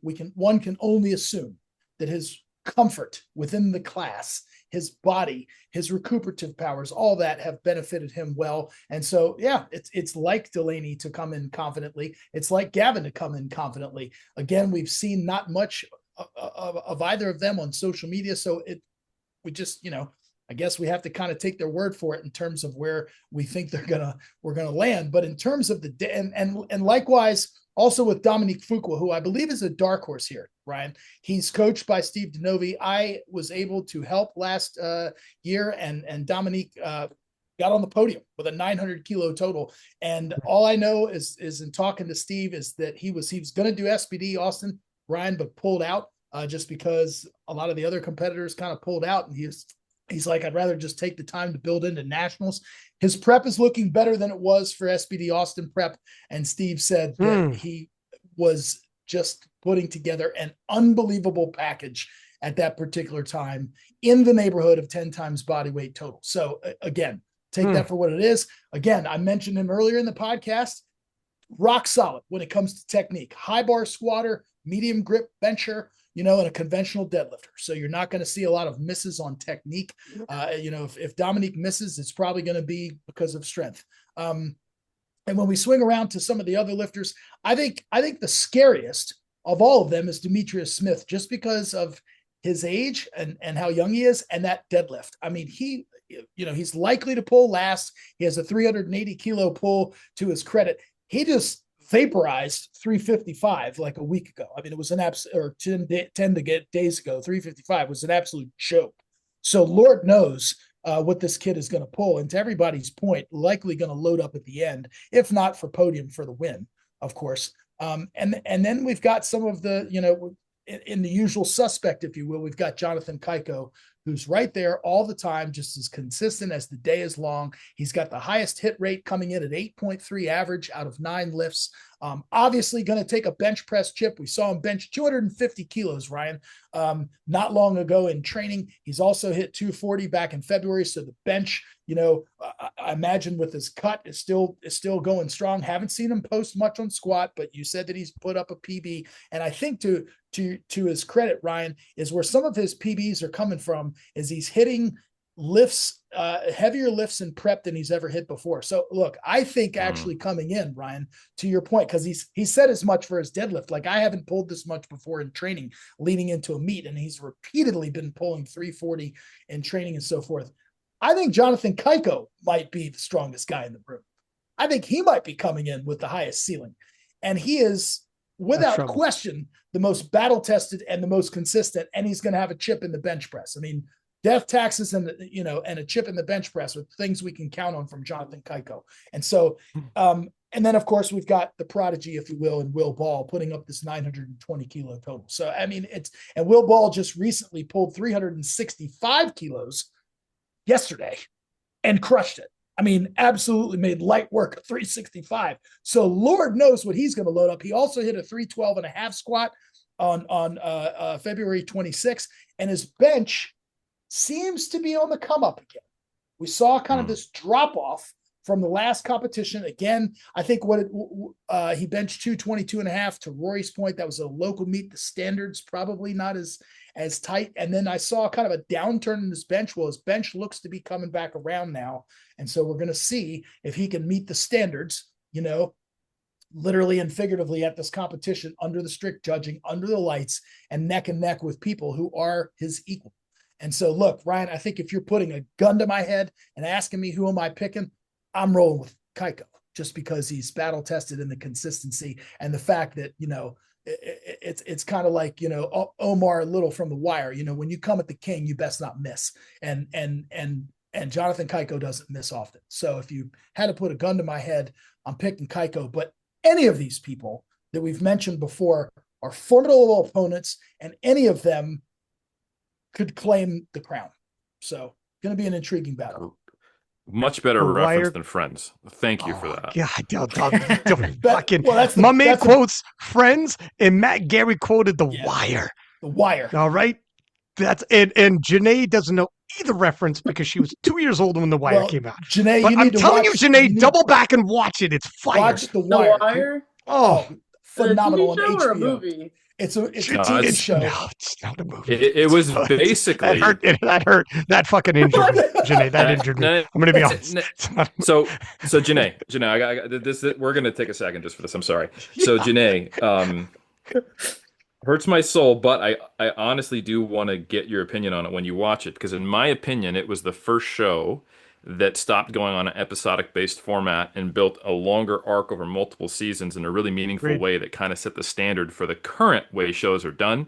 I don't care what Rory said. No, unfortunately, you're wrong. Neither do I. The first TV show that did that was the animated TV show, The Gargoyles, from the 1990s. Here we go. I watch Gargoyles in the morning, and this guy has got so many hipster. Get the hell out of here. Please don't waste your time with that anime show, Janee. Go straight to The Wire as quickly as possible. That's right. Ryan is not a man of culture. Ryan is not a man of culture. Do not listen to his opinion. Listen, Baltimore. You're talking about a show that had Street Sharks on afterwards. All right, get out of here. Like, that's right. That's right. I don't believe in dragons that fly, but that's fine. All right. Gargoyles are not dragons. What? That's right. Come on. You kill me. Okay. All right, but I digress. Let's get back to Janee. 93s, Janee. What are you thinking here? All right, I think I'm going to take a little bit different take from everybody here. Maybe not completely different, but I'm at the gambling table. It's crunch time. I'm putting all my chips on Will Ball. All of them. And you know what? Okay, like I get all the arguments for Keiko, and maybe I'm letting my biases seep in a little bit here. But I think Will Ball is just built different. I really think that he's just going to come out swinging. I have some intel. I ran it by him. I made sure it's okay. I can say this. But as far as numbers go, we talked about the 312 squat. Hit 317. When was that? January 6th. Another thing is he just switched coaches a few weeks ago, and I was like, you sure about that? Like, but it was some things that happened. He had basically had to get another coach, and they've changed some things around with the program. Seems to be going pretty well, and he's like now squatting 3 times a week, and it seems to be benefiting him pretty well. He hit 225 on bench, and so with his thing, once again the sync thing. I think that's kind of where that setback was coming from. Just reducing the dramatic heave or sink, and his wasn't that bad to begin with, but so yeah, he did hit 225. Said it moved pretty good. I personally haven't seen it. I don't think he posted it either, but and then we also saw the 365 deadlift, but yeah, I think, I don't know, I just have this feeling. I'm like, I just think he's gonna nail it. And don't get me wrong, I think it's gonna be, I don't think it's gonna be a complete sweep, right, where it's like a 20-kilo gap between first and second. But going back to the argument of young versus old, right? I see the argument for consistency, and yes, Keiko, he's very consistent, one of the most consistent lifters out there. But I think when it comes to the spirit of the young front, I think Will Ball is going to knock it out the park. You know what I want? I want you to wear a T-shirt on the recap show. The young eat the old. And that's the law. That's the law of the jungle. That's what happens here. And let's just get, let's be realistic here. Yeah. Will Ball? Yes. Will Ball.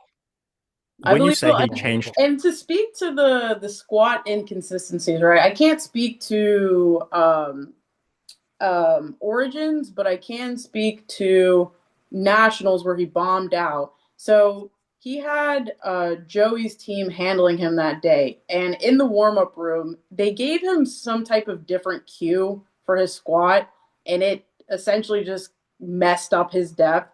And obviously, like, I can't blame it all on like a cue or thing like that. At the end of the day, you're an athlete, you have to execute. But I think that I at least can speak to, I think that's part of the reason why he ended up bombing out and ultimately not going to Worlds. But yeah, I think, it's like, I've been there where I had like a loss and I'm like, man, I need to get my lick back, like I am not fucking this up again, And I think it's kind of, we've talked about that, where that can be a dangerous mentality. So but that's my take on it. I think, well, speaking to the other people, I think Meech, right? I think he's gonna have to pull something pretty egregious, and if it's 400 or over, I don't think it's there. If he can get that subtotal up enough, he could be dangerous, right? And yeah, as far as the other 93s, I can't really speak.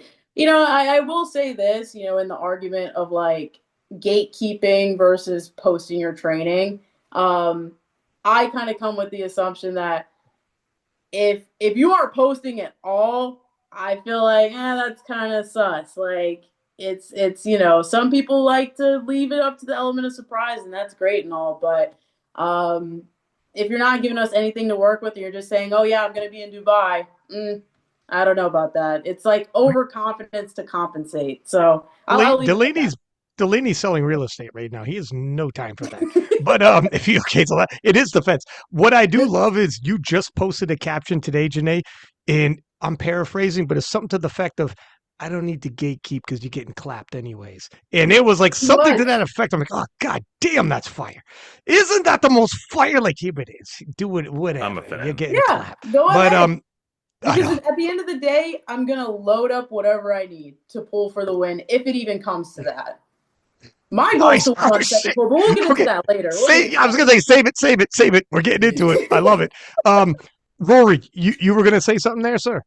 No, follow-up question for Janee. When you say he changed coach like a few weeks ago, do you mean like 3 weeks ago, or do you mean like 15 weeks ago? Because I think I mean like a few weeks ago, like let's see. Yeah, like 2-3 weeks maybe. Damn. Somewhere between like damn. 3 or 4 weeks. And Janee, do we have any idea who's going to be coaching Will on the day? Will it be his new programming coach? I'm assuming, So Evan Hawke is actually his new coach, and I would assume that he would be handling him. Because Evan will be there. Yeah. All right. Interesting. Ryan, I wanted to add one more thing, Ryan. Just again, I think the American record squat is safe. That's held by Jamar Royster at 363 kilos. Presumably, the only person who could threaten that would be Gavin. But again, hasn't been posting, so we don't know because Gavin's got a 346.5 kilo squat. At one time held the American record. Actually, at one time held the IPF world record. World too. But yeah, exactly. So, but I think the American record in the squat is safe. But clearly, Kaiko is the least of the squatters, right? Of those we've kind of talked about. So it's going to be interesting because he'll be behind in the squat. It's going to be critical for Jonathan to make 3 squats, which he usually does, right? But they usually kind of go big on the second one to then take a small jump to the third. He's got to make 3 squats. And then he's going to outbench the rest of the field by 27.5 kilos. So he's going to make up that deficit that he accumulated in the squat. He's going to make up that deficit. And then Jonathan's pull is coming around. I mean, he's not pulling what, Meach and those guys are pulling, but his deadlift, I mean, last year he pulled 357.5 and that looked comfortable. So it's going to be really interesting because I think what a lot of people are saying here is that Meach and those guys, I mean, if they have to pull in excess of 390, things start to really get dicey, right? Things, the hit rate on that third deadlift gets kind of iffy. So anyway, I just kind of wanted to throw that in there. And the American record in the deadlift is 383 kilos. So clearly these guys, if needed, will, add a chip on that final pull to pull what they need to secure their positioning. Okay. This is a good discussion, 93s, but it's one of the better battles. No question. Everyone remembers last year's 93s, and this one was going to be just as good with a different cast. So 105s we'll probably save for the U.S. team selection discussion. But the 120s, we have a battle. Eric, are you all right with that? Okay, cool. Yeah. Sorry. Okay, no worries. And the 120s, we should probably discuss. What are we thinking here? Matt, do you have some thoughts on the 120s? I know you're obviously close to Marcellus and likely have some inside baseball. Yeah. So I think if you're taking a look at the nominations there, we've got, obviously with Bob Matthews out, we've got Brendan Todd actually, who's coming in with the biggest total at 955 kilos. Now, if you pull up this guy's instant powerlifting, he's got an interesting resume. This cat has competed in a multitude of federations. I think USPA, USA Powerlifting, I believe, if I'm not mistaken, Powerlifting America a couple of times. this guy has run the gamut of powerlifting federations, and he's been doing it for about 10 years. So he's a veteran to the platform. His competition PBs are 342.5, a 237.5 bench, which is pretty much the biggest in the field here of the 120s that are kind of in the mix, as they say, and then a 375 kilo deadlift. And interestingly enough, we talk about the sum of his PBs. When you add up his PBs, they do add up to 955 kilos. So that's kind of interesting.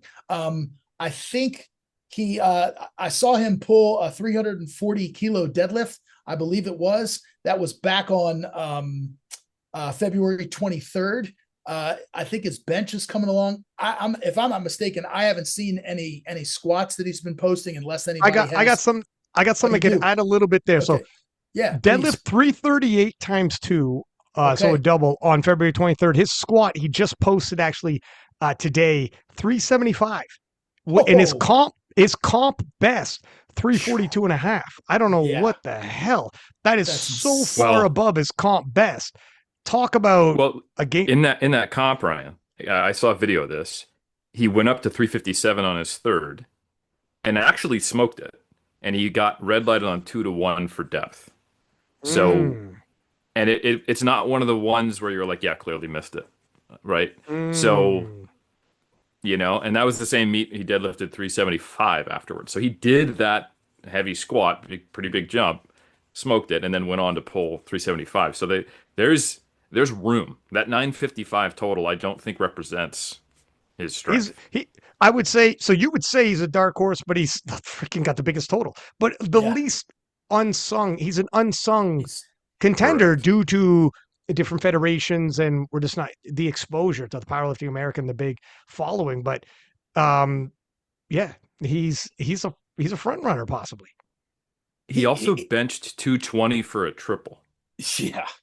This guy's Ryan. He's a stud. This guy's a stud, and he's coming in, and these other cats to the Ashton Ruska, who obviously I'm going to get to in just a second. Victor Rodriguez. These guys are going to have their hands full because this guy's no slouch. So it's going to come down to his execution, his attempt selection. Interestingly enough, Ryan, I think the American record in the squat, which is also the world record, by the way, held by Dennis Cornelius, which was set in 2016, is in jeopardy by both of these guys, by Brendan having just squatted 375. At least he's in the neighborhood. I haven't seen the video, but he's in the neighborhood, right? And of course Ashton Ruska, who's no stranger to the platform, already boasts a PB of 381 kilos in the squat, which he did, oh, by the way, at 105.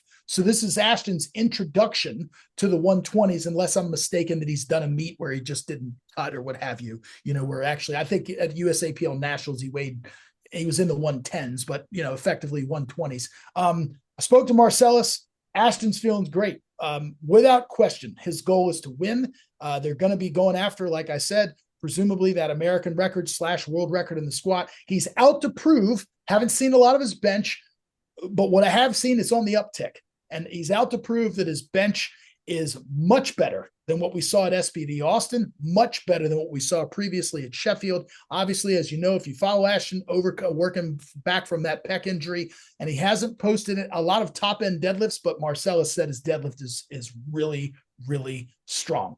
So Ashton, has got a really high top end. Do I think these guys are gonna total 1,000 kilos? Probably not, but I'm thinking in the neighborhood of these high 9 totals is kind of what I'm thinking of from these guys. And then also, let's not forget Victor Rodriguez. He's going to be coached by a friend of mine, Mike McKenzie.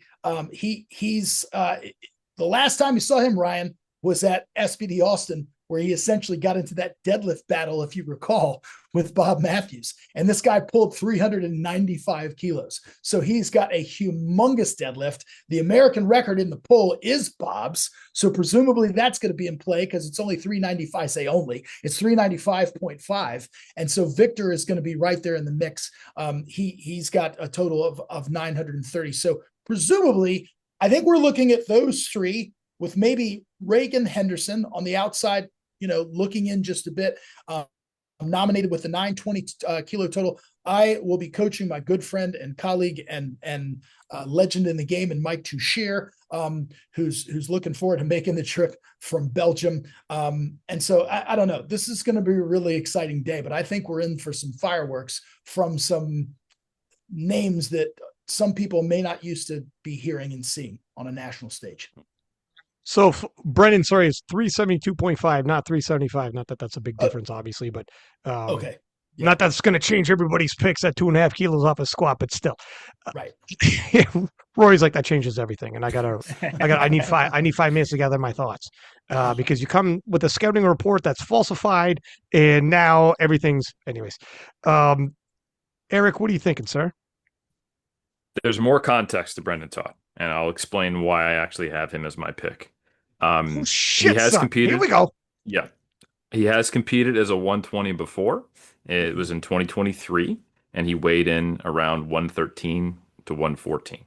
Okay. So then, that tells us how much he's typically cutting to make the 110. when he was competing in the other federations that Matt Gary mentioned, which have that, and it's about 4 kilos, right?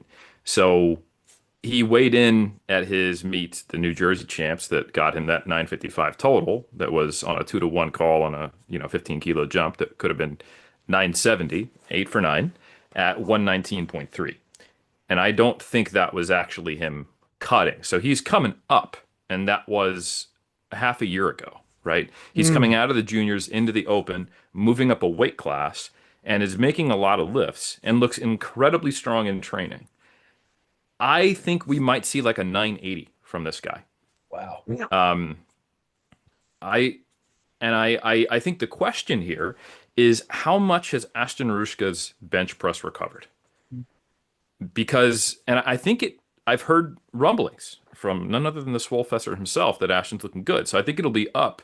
But I think even if Ashton is pushing up his previous best bench, I don't actually know that he can catch Brendan Todd if he does as well as I think he does. So I actually have Brendan coming in as the total surprise win. So that is what I gotta say. And the more I started looking into him, the more I was like, oh shit, and the weight, oh, and the age, oh, and he's not, and the training. I was, oh my goodness, this is Clutched your pearls, this is inappropriate. Yes, I did.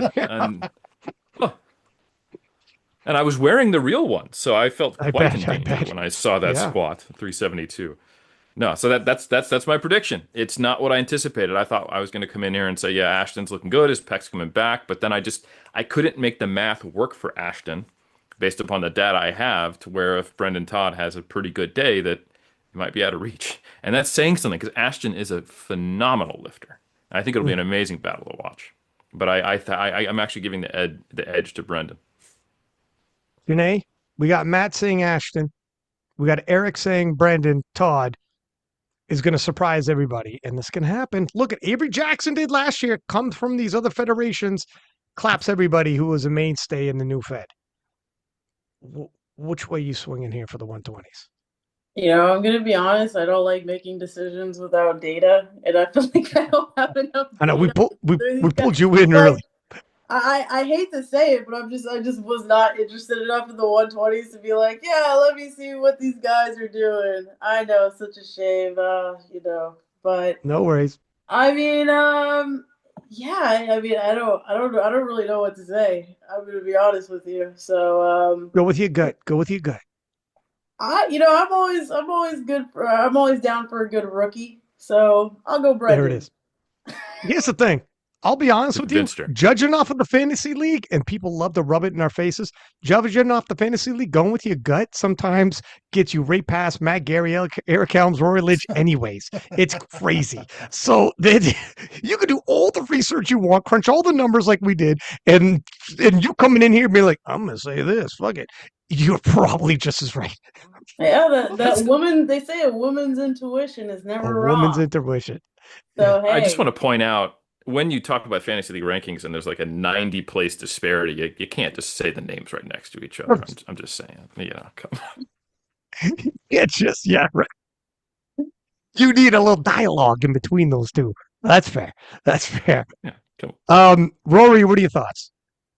I gotta say, Brendan Todd has caught me sleeping. Like, I was expecting this to be a wash. Like, I was expecting to come in and just be like, yep, Ashton, he's got 15 kilos of body weight to play with. He totaled 953 at 104 something. Surely he wins this easily, right? But I am no longer convinced that is the case. Brendan Todd, very strong looking man. Since Eric has been talking, I've had a scroll of his Instagram and his open powerlifting history. I think Janee calling him a rookie is probably a little bit unfair, but well, you're not a rookie, but maybe like not as much in the spotlight. New to the league. A PA Nationals rookie. Nationals rookie. Yeah. I do think he's looking good though. I'm gonna go with my gut on this one as well, actually, and say Brendan Todd. Though I don't think it is going to be super far apart. Like, I think he's going to have to make lifts in order to stay ahead of Ashton. It's interesting. Look at Ashton is moving up, and it's a massive move up. The difference between 105 and 120 is massive. You get a guy like Brendan who will be like, there's a reason why there's weight classes. You're talented. You're amazing. but you are not a 120. And let's see what happens. I'm Okay, interested. I want to add one final thing, Ryan, if I may. What I think Yep. is going to be really, really interesting to see is this weight gain from Ashton is going to serve him well, really, really well in the squat. His squat looks to be on fire right now. So I do think he's going to break Dennis's record. I think they're going to load up for it. So I think he's going to out squat Dennis Cornelius's record of 386 kilos. If Ashton can get back to a 200 kilo bench, because his PB is 215, that puts him in a reasonable area. I mean, look, he's, like I said before, he's going to have his hands full. Here's what's really interesting. Ashton's PB deadlift is 383 kilos. And oh, by the way, when he did that, he weighed 98.4. So this increase in body weight might change some leverages to the tune where we'll wait and see. We're in one of these wait and see moments. Is that going to affect his pull? Marcellus is confident, says his deadlift looks to be really, really strong. And don't get me wrong, Ashton's pulled circa 375, 380 since then at heavier body weights. But if Ashton comes in weighing 110, 112, 115, wherever, we don't know where he's going to land, will that negatively affect his deadlift? And so that remains to be seen. I mean, I'm rolling with Team Craft. I'm rolling with my guy, Ashton, but he's going to have his hands full, and this is going to be a fun battle. Actually, now that I'm looking at it, his best deadlift per body weight was actually at 94 kilos. He did 372 at 94, and then going up to 105, got as high as 383, so only another 10 kilos on top of that. Yeah. From adding more than 10 kilos of body weight. So yeah, absolutely right. And this is actually a really interesting point. The bench and the squat linearly go up pretty clearly in a similar manner with body weight and weight classes. And people assume the same thing would be true of the deadlift. It's not just that you have to navigate a bigger body, but it's always the same range of motion relative to the starting point. It's half the distance of a 25 kilo plate off the ground for everybody. And because height and weights co-vary, this means as weight classes go up, you are looking at longer ranges of motion and a disadvantaged starting position the heavier you get. And there was a time point where the heaviest deadlift in the IPF had been pulled by none other than Christoph Wierzbecki in the 105s. And that lasted for a while, and it's not the first time something like that happened. So you kind of see this tapering right around where Ashton is. So if people are thinking, you go up weight class, you pull heavier, not necessarily. Right around kind of that 93, 105 barrier is where you start to see no more advantage of going up in body weight. So I think it's just something to remember generally. Sanchez, Dylan, and then you got like Nonzo, who's a 120, and blah, blah, blah, for sure. All right, so the battles have concluded. Let's do a quick recap. Well, I know we just spent a lot of time here, but we'll do relatively quickly our picks for the U.S. men's national team that we think is going to come out of this U.S. Nats. We'll start in the 59 kilo class. And obviously, Mike Slavic, heavy favorite here, basically a runaway. He's done 642.5 previously. In training, he's gone as big as 676, which is massive. My man fires from the hip, and he's hip when he shoots. He shoots from the hip, and he's hip when he shoots. Get a load of this. He posted, and I love this. The 59 kilo weight class has shown me nothing but contempt since I announced my goal. Before I compete, nothing but complaints, excuses, and accusations. After I execute the best performance the world has seen in the last decade, silence. I don't anticipate congratulations when I break the record, but I am not fueled by the fickle validation of others. I simply love what I do. Proving you wrong is a bonus. That's bars right there. My man is confident. My man is braggadocious. My man is firing shots, and he's fueled up. Hold on a second here. Okay, thank you. Janee, I know he's a teammate of yours. Mm-hmm. Yep. I think we have very similar mentality. I was, with all the drama yesterday, if that's what you want to call it. Somebody texted me, was like, you're Michael, like you're the female version of Michael or something like that. And I think Michael has a very good mentality, and I think that's what takes him far, right? And I think that's why me and him are the best athletes under challenge coaching, because I think we have very bulletproof mindset. It's really hard to like get us off our game. And that's a big part of being a champion, right? Like you can have the skill, but if I can easily taunt you and you're like, oh yeah, I couldn't even look at you on meet day. I don't know. What does that say? Does that say more about me or does that say more about you? So, but yeah, no, Michael's training's been doing really good. I honestly think that he can shoot for that world record. I think with Michael, he originally started out at a body weight probably around 66, 67. And I think, when somebody drops a weight class and they have that initial dip where, it's almost like the body has to recalibrate to being lighter. And then once they're able to sit lighter, then they're able to start progressing again. I think he's kind of going through that phase where it's like, okay, now that I am lighter, I'm able to make a more progress sitting a little bit lighter. So yeah, I think the statement was a little bit dramatic, right? I don't think there was like a lot of people like, oh, like I don't think he's gonna do it. I think it was like there was a presser powerlifting video where he said, "Oh, Michael's not gonna hit the world record." I think that's a big part of where it stemmed from. But there's only one way to tell, right? We can all make predictions and stuff, but we will find out at the end of next week. So. I love it. We're gonna rip through this relatively quick because we've got the women still record today. Yeah. But I just wanted to say that because I love the fact that you got Mike Slavic, you got few lifters in the 59s, all of them bold, all of them confident, all of them capable of going over the world record, and there can only be one. And there can only be one. And you gotta love when you see them clash and they're all confident in their capabilities. We don't need to make this a preview world show, but this is, if nothing else, a showcase. Where is Mike at the 59 kilo class, and how far can he drop that total record? Not just the American, but unofficial world record potentially. Let's see if he unofficially breaks it. My God. Obviously, 74's got Elliot Syke. Elliot Syke's there, but Elliot Syke is probably not going to be taking, the U.S. national title away from Perk. I don't think. He would have to beat 891, and that's a freaking huge one, but likely to be the world champ there. Eric, 120s, we got, sorry, I'm reading. You got to stop messaging.